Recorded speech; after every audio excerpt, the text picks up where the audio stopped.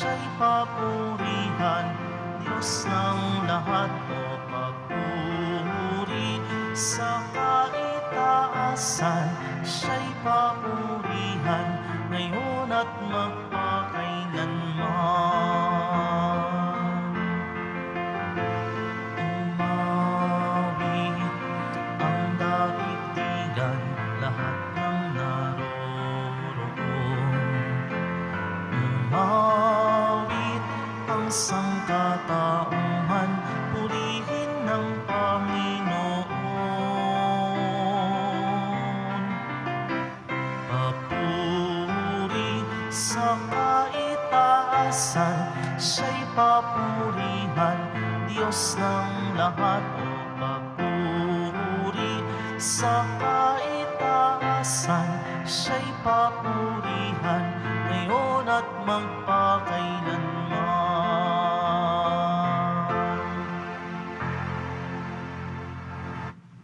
Simulan natin ang ating pagdiriwang sa ngalan ng Ama at ng Anak at ng Espiritu Santo. Amen. Ang pagpapala ng ating Panginoong Hesukristo, ang pag-ibig ng Diyos Ama at ang pakikipagkaisa ng Espiritu Santo naway sumainyong lahat. At sumaiyo rin. Minamahal kong mga kapatid, nahayag sa salmong tugunan ang buod ng pagbasa sa araw na ito. Mapalad ang umaasa sa Panginoon tuwina. Sa Diyos ba natin inilalagak ang ating pag-asa at pagtitiwala? O sa kasalukuyan, sa ibang tao, sa mga hula, o sa kasikatan? Manalangin tayong gabayan ng Panginoon ang ating mga pinahahalagahan sa buhay. Upang tayo'y maging marapat gumanap sa banal na pagdiriwang, aminin muna natin at pagsisihan ang ating mga kasalanan. Inaamin ko sa makapangyarihang Diyos At sa inyo mga kapatid, nalubha akong nagkasala sa isip, sa salita at sa gawa, at sa aking pagkukulang. Kaya isinasamo ko sa mahal na Birheng Maria, sa lahat ng mga anghel at mga banal, at sa inyo mga kapatid, na ako'y ipanalangin sa Panginoong ating Diyos. Kaawan tayo na makapangyarihang Diyos, patawarin tayo sa ating mga kasalanan at patnubayan tayo sa buhay na walang hanggan. Amen. Panginoon, kaawaan mo kami. Panginoon, kaawaan mo kami. Kristo, kaawaan mo kami. Kristo, kaawaan mo kami. Panginoon, kaawaan mo kami. Panginoon, kaawaan mo kami.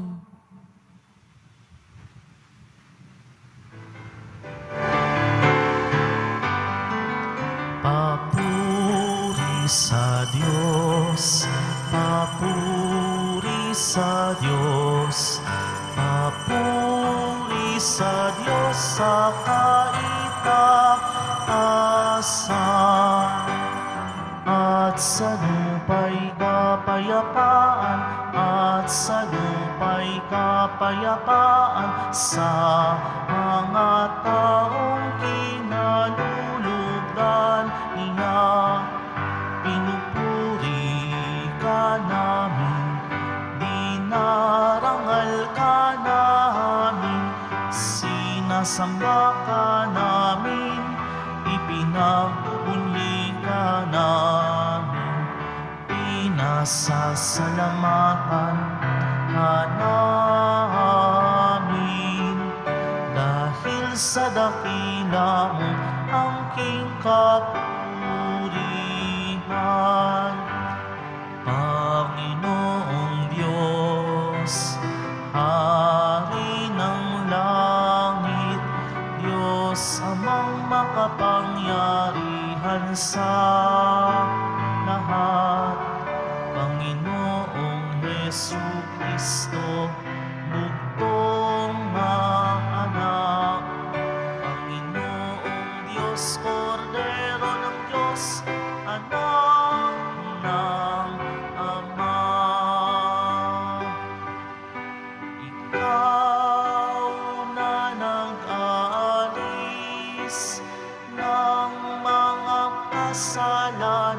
ng sanlibutan. Maawa ka sa amin. Ikaw na nag-aalis ng mga kasalanan ng sanlibutan.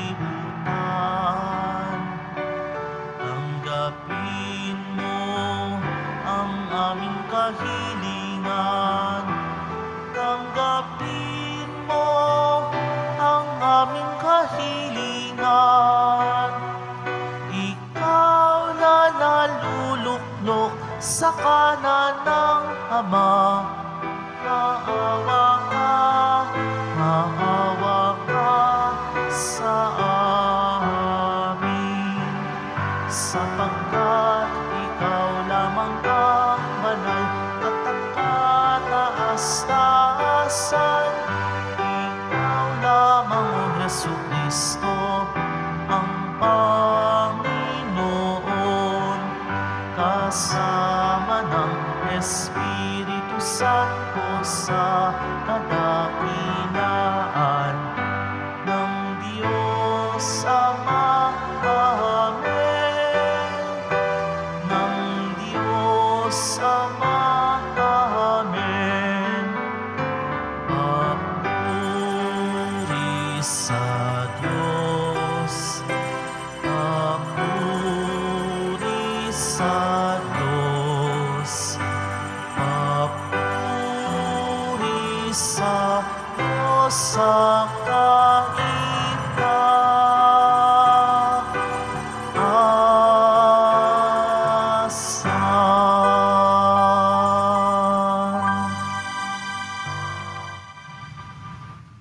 Manalangin tayo.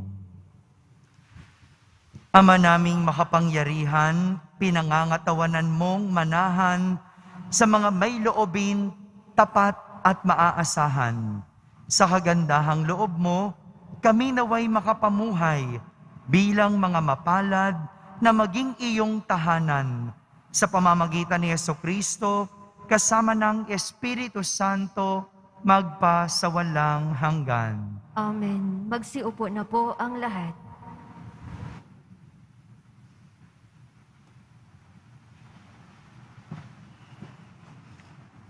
Pagbasa mula sa aklat ni Propeta Jeremias. Ito ang sinasabi ng Panginoon. Parurusahan ko ang sinumang tumatalikod sa akin at nagtitiwala sa kanyang kapwa sa lakas ng mga taong may hangganan ang buhay. Ang katulad niya'y halamang tumubo sa ilang, sa lupang tigang at sa lupang maalat na walang ibang tumutubo. Walang mabuting mangyayari sa kanya. Ngunit maligaya ang taong nananalig sa puon, pagpapalain ang umaasa sa kanya. Ang katulad niya'y halamang nakatanim sa tabi ng batisan, ang mga ugat ay patungo sa tubig. Hindi ito manganganib kahit dumating ang tag-init, sapagkat mamamalaging luntian ang mga dahon nito. Kahit di umulan, ay wala itong alalahanin. Patuloy pa rin itong mamumunga. Ang salita ng Diyos. Salamat sa Diyos. Mapalad ang umaasa sa Panginoong tuwina. Mapalad ang umaasa sa Panginoon tuwina. Mapalad ang taong hindi naaakit niyong masasama upang sundan niya ang kanilang payot, maling halimbawa. Hindi sumasama sa sinumang taong ang laging adhikay pagtawanan lamang at hamak-hamakin ang Diyos na dakila. Nagagalak siyang laging magsaliksik ng banal na aral, ang utos ng poon, siyang binubulay sa gabit araw. Mapalad ang umaasa sa Panginoon tuwina. Ang katulad niya'y isang punong kahoy sa tabing batisan. Sariwa ang dahot, laging namumunga sa kapanahunan. At anumang gawin ay nakatitiyak na magtatagumpay. Mapalad ang umaasa sa Panginoon tuwina. Ngunit ibang-iba ang masamang tao, ipa ang kawanis. Siya'y natatangay at naipapadpad kung hangin umihip. Sa taong matuwid ay Panginoon ang siyang mag-iingat, ngunit kailanman ang mga masama ay mapapahamak. Mapalad ang umaasa sa Panginoon tuwina.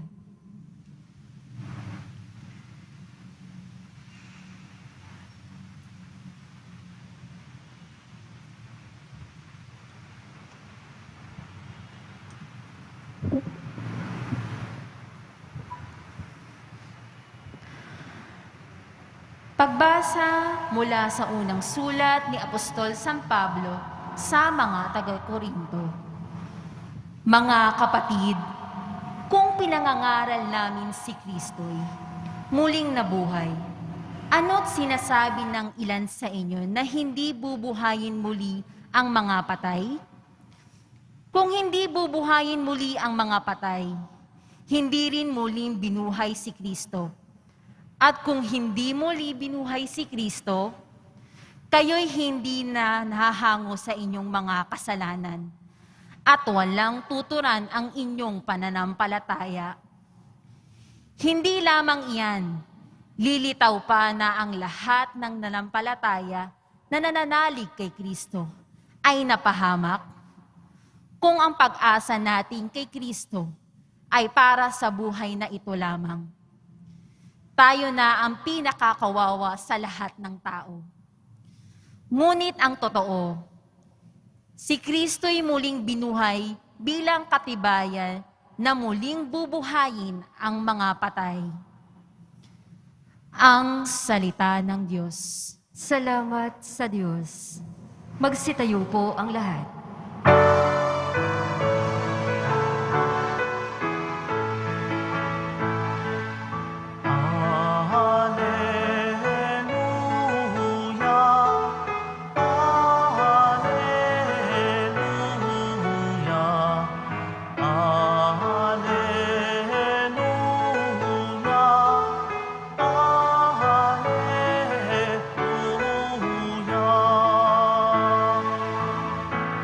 Magalak kayo't magdiwang, malaki ang nakalaan, gantimpala ninyong tanan. Alleluia, Alleluia,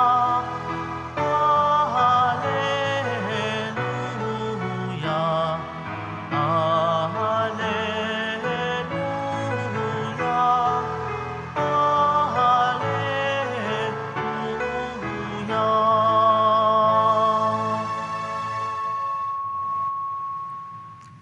Sumainyo ang Panginoon. At sumaiyo rin. Ang mabuting balita ng Panginoon ayon kay San Lucas. Papuri sa iyo, Panginoon.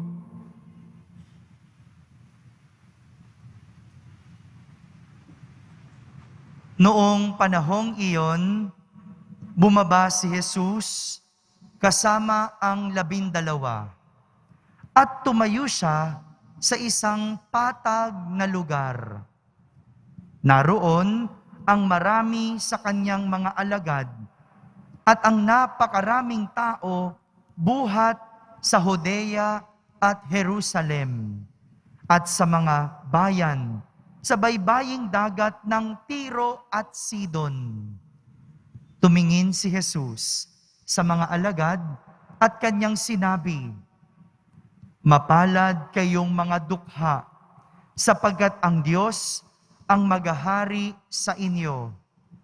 Mapalad kayong mga nagugutom ngayon, sapagkat kayo'y bubusugin.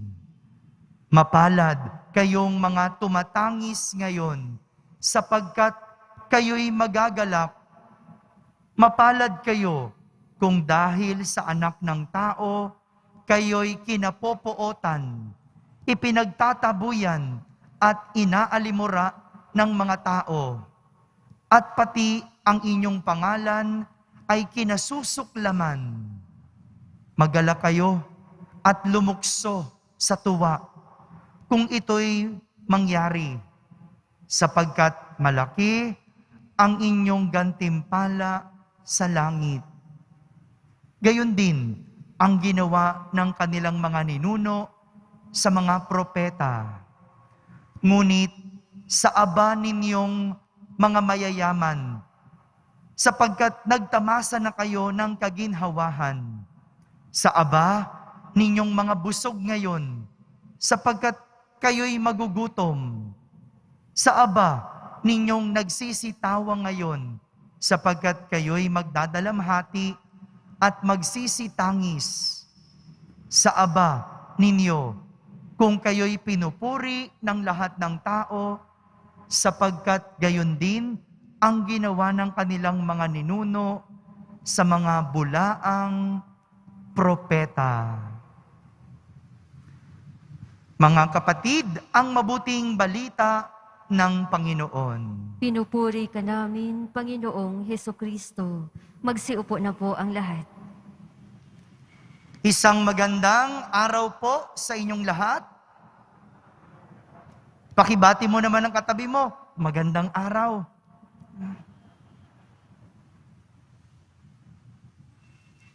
Sino po sa inyo ang hindi masaya ngayon? Taas nga ang kamay.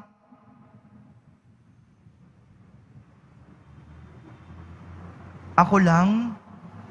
O sige, sino sa inyo ang masaya ngayon? Taas ang kamay. Wow, o di ikaw na. Talaga naman, no? Totoo? Masaya po kayo? Ay, salamat. No, pero para sa mga hindi masyadong masaya o para sa mga naghahanap ng ligaya, ayaw lang umamin, makinig sa ating pagninilay ngayon. No? Simulan muna natin ang ating pagninilay sa isang kwento. Sa isang retreat tungkol sa kaligayahan, mayroong 70 tao ang dumalo. Ilan po ang dumalo? Saan dumalo? Ayun, gising si Dakis. Very good, no? Tinitest ko lang po, baka kasi tinulugan nyo na ako no? Kaya, bago nagsimula, yung retreat master na talakayin ang tema ng retreat. Ano nga po yung tema ng retreat? Tungkol saan? Ayun, kaligayahan, no? Sabi ko nga kanina no? Bago talakayin ang tungkol sa kaligayahan, nagbigay ang retreat master ng tig-iisang lobo sa bawat tao. Ano yung binigay ng retreat master? Ilang lobo ang binigay? Ilan lahat? Ayun, syempre, 70 pa din 70 no? Pagkatas niyang bigyan ng tig-iisang lobo, inutusan niya ang mga tao na isulat ang kanilang pangalan sa lobo. Anong sinulat sa lobo? Pagkatapos sinulat ang pangalan, kinuha ng retreat master ang lahat ng lobo. Lumabas sa silid at pumasok sa kabilang kwarto. Doon, pinakawalan ang mga lobo. At bumalik ang retreat master doon sa silid kung nasaan ang 70 mga tao. Inutusan niya ang mga tao na pumunta sa kabilang kwarto. at hanapin ang kanilang lobo. Anong gagawin ng mga tao? Binigyan sila ng 5 minuto para hanapin ang kanilang sariling lobo. Pagpasok sa kwarto, nag-unahan ang mga tao. At dahil 5 minuto lang, andyaang nagkatulakan at nagkagulo ang lahat sa paghahanap ng kani-kanilang mga lobo. Natapos ang 5 minuto, may iba, nahanap nila ang kanilang sariling lobo. Pero, nakasakit sila. Nakabalya sila. Meron namang iba, at marami sa kanila, hindi nakahanap. Hindi na nga nahanap, napagod pa at nasaktan dahil sa kaguluhan. Pagbalik nila sa silid, inutusan ng retreat master ang lahat na muling bumalik sa silid kung nasaan ang mga lobo. At sinabi niya, kunin ninyo ang anumang lobong makita ninyo. Huwag na kayong mamili, kunin ninyo. At pagkatapos, ibigay ninyo sa may-ari ang makuha ninyong lobo. Wala pang 5 minuto, ang lahat ay nakakuha ng kani-kanilang lobo. Mga kapatid, ganito ang madalas nangyayari sa ating buhay. Lahat tayo naghahanap ng kaligayahan. Parang lobo, nag-uunahan, nagkakagulo, matagpuan lang ang kaligayahan. Ngunit, minsan, hindi natin ito matagpuan. Sa ating paghahanap, minsan nakakasakit pa tayo o kaya nagkakagulo tayo. Meron naman yung iba, akala nila nahanap na nila, pero hindi pa pala. Kaya binibitawan nila ito. Meron namang pagkakataon sa sobrang paghahanap, nagiging desperado. Kaya't lalong napapahamak. Meron sa paghahanap, napapagod. Kaya sumusuko. Ganito natin hinahanap ang kaligayahan. Ang hindi natin alam, ang ating kaligayahan ay nasa kaligayahan ng iba. Ibigay natin ang kaligayahan ng iba at makukuha natin ang sarili nating kaligayahan.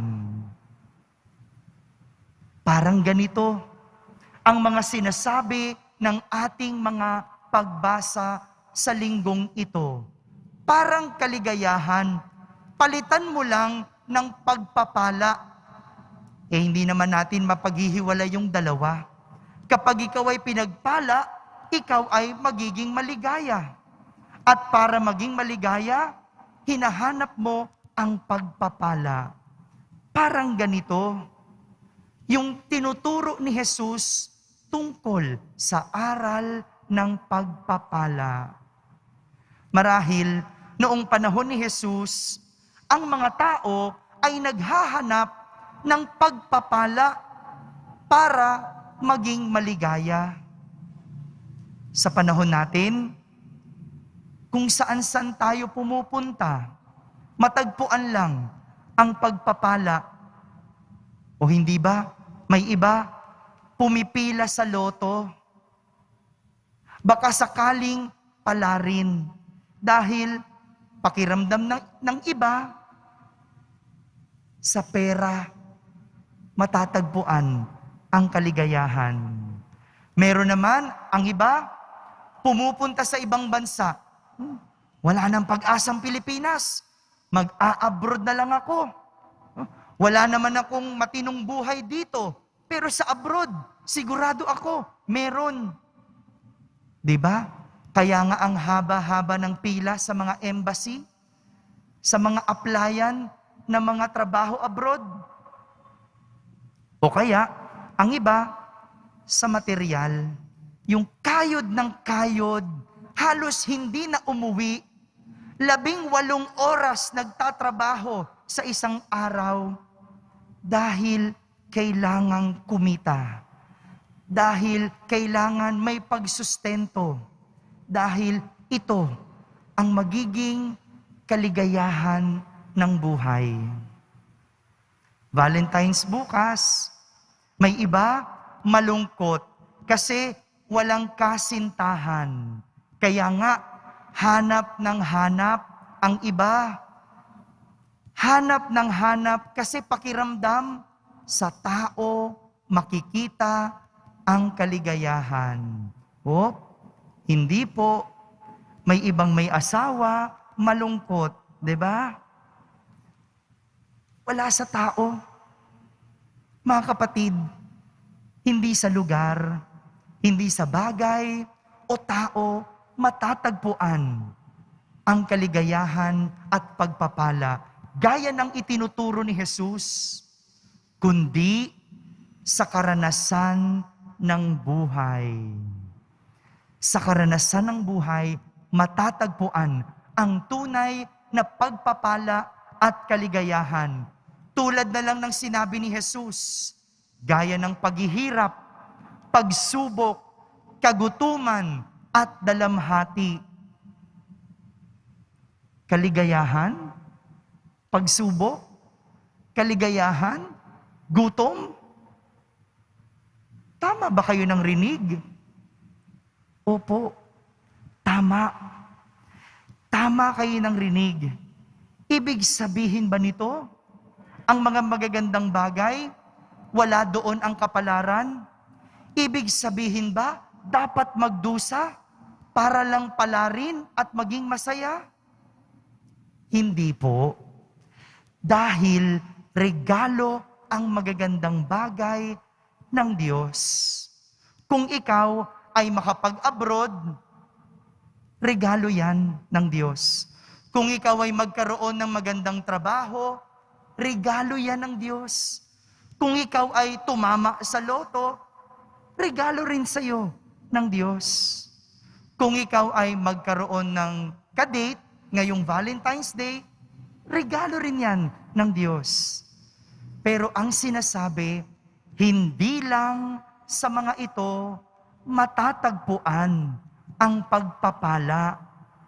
Hindi lang sa mga ito makukuha ang kaligayahan. Na para bang kapag wala ka nito, hindi ka na mapalad o hindi ka na magiging masaya. Hindi po ang mga ito ang ugat ng pagpapala o dahilan ng ating kaligayahan.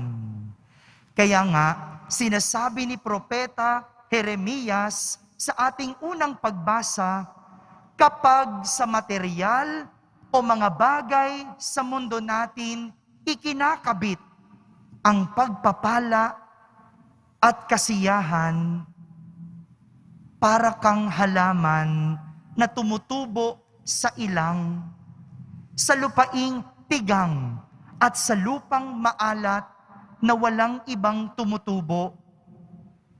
Sa huli, walang mabuting mangyayari sa iyo.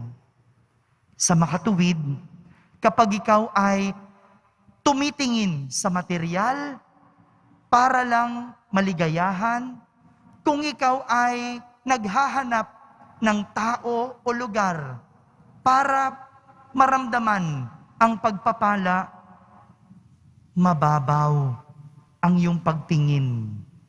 Madaling mawala at hindi ka lalago. Pansinin nyo, yung mga may pera na hanap pa rin ng hanap ng pera, bakit hindi tumitigil?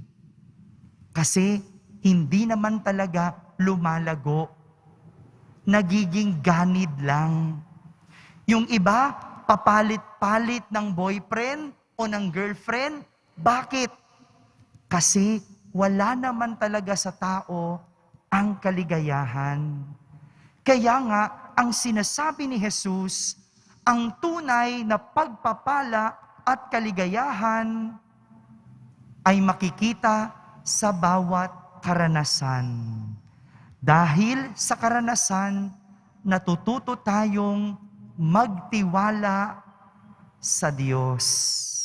Sa tuwing tayo'y malungkot, sa tuwing tayo'y nasasaktan, sa tuwing tayo'y nahihirapan, walang ibang susi kundi ang magtiwala sa Diyos.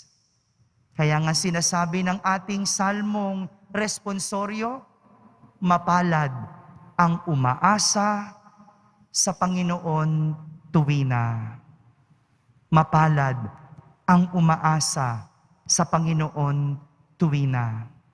Kaya't tandaan, hindi lahat ng pagsubok at dalamhati hirap ang hatid. Madalas, daan ito para makamit ang isang pagpapala na magdudulot sa buhay ng saya. Kung ikaw ay nalulungkot, nasasaktan, sinusubok, proseso lang yan. Pagdaanan mo, dahil daan lang yan para maabot mo ang kaligayahan. Sa lahat ng mga sinusubok, sabihin mo, isang araw, ako ay magiging masaya. At yan ang iyong pagpapala. Amen? Amen. Magsitayo po ang lahat. Sabay-sabay nating ipahayag ang ating pananampalataya. Sumasampalataya ako Sa Diyos amang makapangyarihan sa lahat, na may gawa ng langit at lupa. Sumasampalataya ako kay Hesukristo, iisang anak ng Diyos, Panginoon nating lahat. Nagkatawang tao siya, lalang ng Espiritu Santo, ipinanganak ni Santa Mariang Berhen, pinagpakasakit ni Poncio Pilato, ipinako sa krus, namatay, inilibing, nanaog sa kinaroroonan ng mga yumao, nang may ikatlong araw na buhay na mag-uli, umakyat sa langit, naluluklok sa kanan ng Diyos, amang makapangyarihan sa lahat. Doon magmumulang paririto at huhukom sa mga nangabubuhay at nangamatay na tao. Sumasampalataya naman ako sa Diyos Espiritu Santo, sa banal na simbahang Katolika, sa kasamahan ng mga banal, sa kapatawaran ng mga kasalanan, sa pagkabuhay ng muli ng nangamatay na tao, at sa buhay na walang hanggan. Amen. Kami dumadalangin, O Diyos amang mapagpala, upang sa pamamagitan ng matiwasay na pamumuhay, mapabilang kami sa mga tunay na mapalad sa iyong paningin. Buong kababaang loob kaming dumadalangin at aming sasambitin. Panginoon, dinggin mo ang panalangin ng iyong bayan. Panginoon, dinggin mo ang panalangin ng iyong bayan. Para sa mga pastol ng simbahan, patuloy nawa silang kumapit sa iyo, Ama, na siyang nagpapalakas sa kanila upang magamtanan nila ang kanilang tungkuling maglingkod ng may integridad. Manalangin tayo. Panginoon, dinggin mo ang panalangin ng iyong bayan. Para sa mga nagdanais na maglingkod sa aming bayan, biyayaan mo nawa sila ng karunungan, integridad at katapatan upang mapatupad ang kanilang mga adhikain, lalong-lalo na yaong mga para sa lubos na nahihirap. Manalangin tayo. Panginoon, dinggin mo ang panalangin ng iyong bayan. Para sa ating mga frontliners na patuloy na lumalaban sa pandemyang dulot ng COVID-19, makasumpong nawa sila ng suporta at paggabay sa mga namumuno sa kani-kanilang LGUs at lokal na komunidad. Manalangin tayo. Panginoon, dinggin mo ang panalangin ng iyong bayan.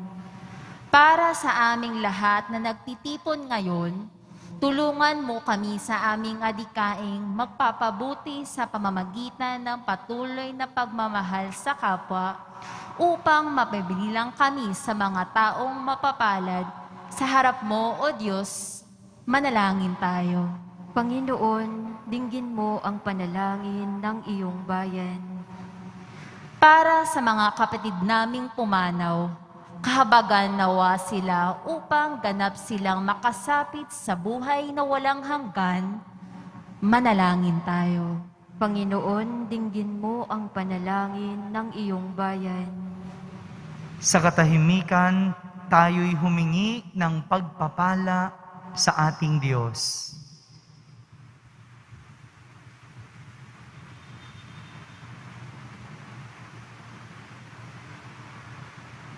Manalangin tayo. Panginoon, dinggin mo ang panalangin ng iyong bayan. Ama, pakinggan mo ang mga panalangin ng iyong kawan na patuloy na umaasa sa iyong walang hanggang awa. Sa pamamagitan ng aming mga panalangin, maalala nawa naming tunay kaming pinagpala sapagkat nariyan lagi para sa amin si Jesucristong anak mo at aming Panginoon. Amen. Magsiupo na po ang lahat.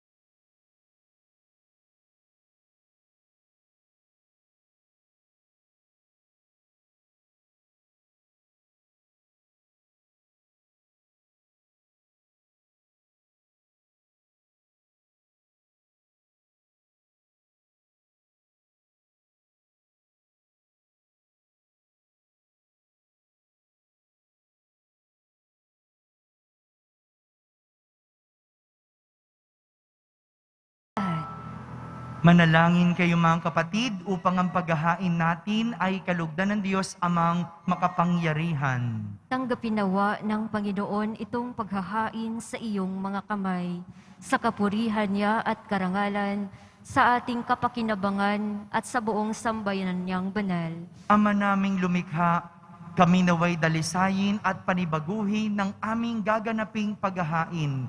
Kami naway itaguyod ng gagawin naming ito sa pagnanais naming sundin ang loob mo, sa pamamagitan ni Jesucristo, kasama ng Espiritu Santo, magpa sa walang hanggan. Amen. Sumainyo ang Panginoon. At sumaiyo rin. Itaas sa Diyos ang inyong puso at diwa. Itinaas na namin sa Panginoon. Pasalamatan natin ang Panginoong ating Diyos. Marapat na siya ay pasalamatan. Ama naming makapangyarihan, tunay ngang marapat na ikaw ay aming pasalamatan. Nasa iyo ang aming buhay, pagkilos at pag-iral. Sa pamumuhay namin araw-araw, tinatamasa namin ang iyong pagmamahal. Sa pag-ibig mong ipinunla sa sangkatauhan, ang Espiritu Santo'y unang aning bigay ng anak mong naglagak sa amin ng katiyakang nakalaang mabuhay kami sa piling mo kailanman. Kaya kaysa ng mga anghel na nagsisiawit ng papuri sa iyo ng walang humpay sa kalangitan, kami nagbubunyi sa iyong kadakilaan. Banal ka, poong may kapal, banal ang iyong pangalan, banal ang iyong kapurian. Langit lupa'y nagpupugay sa iyong kadakilaan. Dinarakilan ang lahat ang naparito mong anak, na siyang nagmulat sa bulag, sa pilay ay nagpalakad at nakiramay sa lahat. Magsiluhod po ang lahat. Ama naming banal, ikaw ang bukal ng tanang kabanalan. Kaya't sa pamagitan ng iyong Espiritu, ay gawin mong banal ang mga kaloob na ito, upang para sa amin ay maging katawan at dugo ng aming Panginoong Hesukristo. Bago niya, pinagtiis ang kusang loob na maging handog, hinawakan niyang tinapay, pinasalamatan kanya, pinaghati-hati niya iyon, iniabot sa kanyang mga lagad at sinabi, "Tanggapin ninyong lahat ito at kanin. Ito ang aking katawan na inihahandog para sa inyo."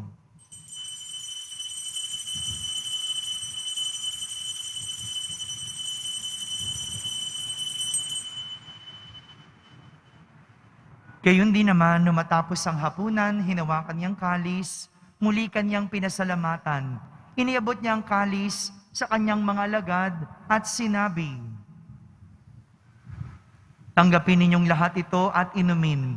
Ito ang kalis ng aking dugo, ng bago at walang hanggang tipan. Ang aking dugo na ibubuhos para sa inyo at para sa lahat, sa ikapagpapatawad ng mga kasalanan. Gawin ninyo ito sa pag-alaala sa akin."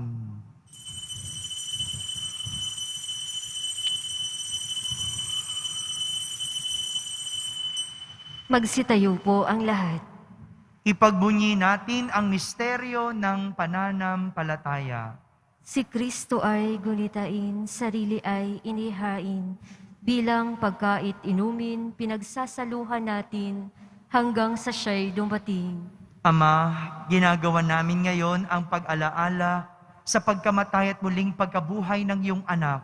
Kaya't inaalay namin sa iyo ang tinapay na nagbibigay buhay at ang kalis na nagkakaloob ng kaligtasan.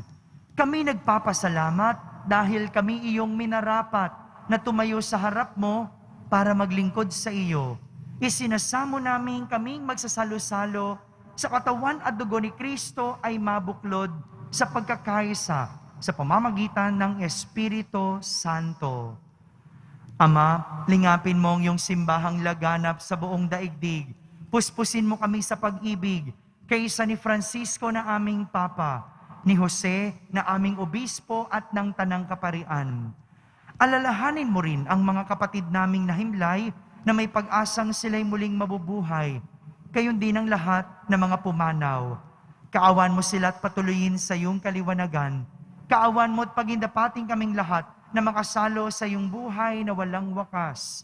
Kaisa na mahal na Birheng Maria na Ina ng Diyos, ng kabiyak ng puso niyang si San Jose, kaysa ng mga apostol at ng lahat ng mga banal na namuhay dito sa daigdig ng kalugod-lugod sa iyo.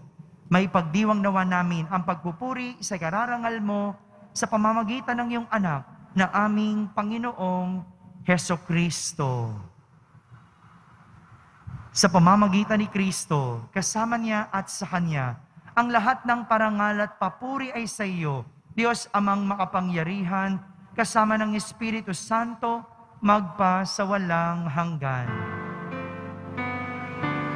Amen.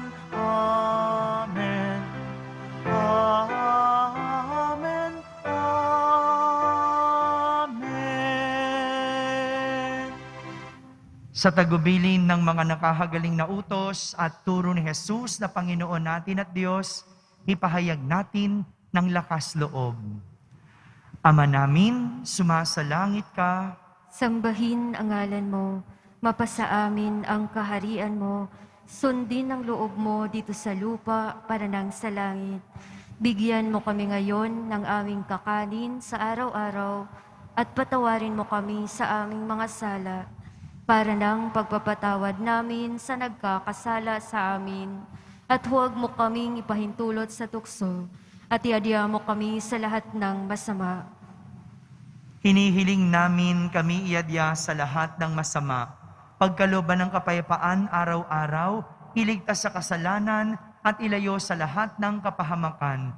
Samantalang aming pinananabikan ang dakilang araw ng pagpapahayag ng tagapagligtas naming si Hesukristo. Sapagkat iyo ang kaharian at ang kapangyarihan at ang kapurihan magpakailanman. Amen. Panginoong Hesukristo, sinabi mo sa iyong mga apostol, kapayapaan ang iniiwan ko sa inyo. Ang aking kapayapaan ang ibinibigay ko sa inyo. Tunghayan mo ang aming pananampalataya at huwag ang aming pagkakasala. Pagkalooban mo kami ng kapayapaan at pagkakaisa ayon sa iyong kalooban, kasama ng Espiritu Santo, magpa sa walang hanggan. Amen. Ang kapayapaan ng Panginoon ay laging sumainyo. At sumaiyo rin. Magbigayan kayo ng kapayapaan sa isa't isa. Kapayapaan po para sa lahat. Kordero ng Diyos na nag-aalis ng mga kasalanan ng sanlibutan, maawa ka sa amin. Kordero ng Diyos na nag-aalis ng mga kasalanan ng sanlibutan, maawa ka sa amin. Kordero ng Diyos na nag-aalis ng mga kasalanan ng sanlibutan, ipagkaloob mo sa amin ang kapayapaan. Magsiluhod po ang lahat.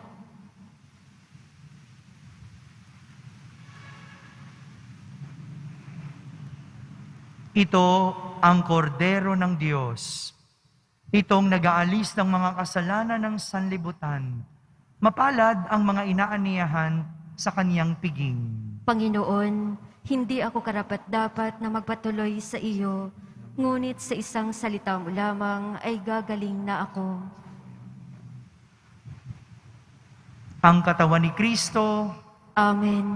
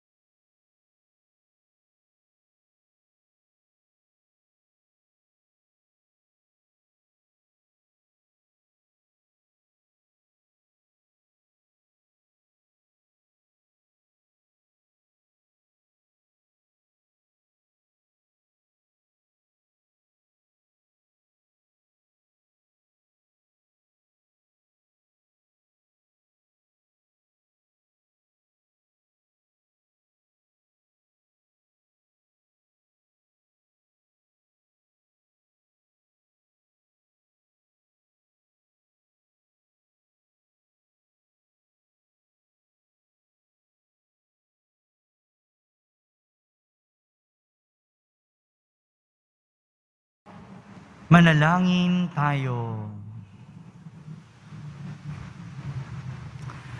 Ama naming mapagmahal, kami pinapagsalo mo sa banal na pakikinabang ay gawin mong laging manabik na pagsaluhan ang kaloob mong ito sa aming ikabubuhay sa pamamagitan ni Hesukristo kasama ng Espiritu Santo magpa sa walang hanggan. Amen. Sumainyo ang Panginoon. At sumaiyo rin. Pagbabasbas ng Poong Yesus Nazareno. Mahal na Poong Yesus Nazareno, inihayag mo sa pamamagitan ng krus ang walang maliw na pag-ibig ng Diyos sa sangkatauhan. Pakinggan mo ang kahilingan ng iyong angkan na nagsusumamo sa iyo. Makamtanawan nila ang inyong katugunan at tanggapin ang kasagutan na may utang na loob na tinatanaw. Basbasan din po ninyo ang lahat na may karamdaman, nahihirapan, may mga dalang imahen at dasalan. Sa pamamagitan ng bendisyon na ito, naway maalala nila ang mga pangako nila noon sa binyag na ikaw ang kanilang iibigin at pagdilingkuran bilang Panginoon, magpa sa walang hanggan. Amen. At pagpalain kayo ng makapangyarihang Diyos, Ama Anak, at Espiritu Santo. Amen. Tapos na pong ating pagdiriwang, humayging taglay ang pag-ibig at kapayapaan ng Poong Jesus Nazareno. Salamat sa Diyos.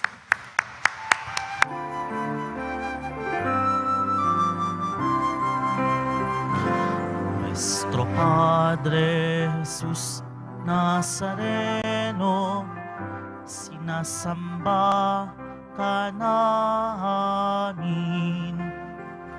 Pinipintuho ka namin. Aral mo ang aming buhay at kaligtasan. Nuestro Padre Jesus Nazareno, iligtas mo kami sa kasalanan. Ang krus mong kinamatayan ay sagisag ng aming kaligtasan. Nuestro Padre Jesus Nazareno, dinarangal ka namin. Nuestro Padre Jesus Nazareno, nilulwalhati ka namin. Nuestro Padre Jesus Nazareno, dinarangal ka namin. Nuestro Padre Jesus Nazareno, nilulwalhati ka namin.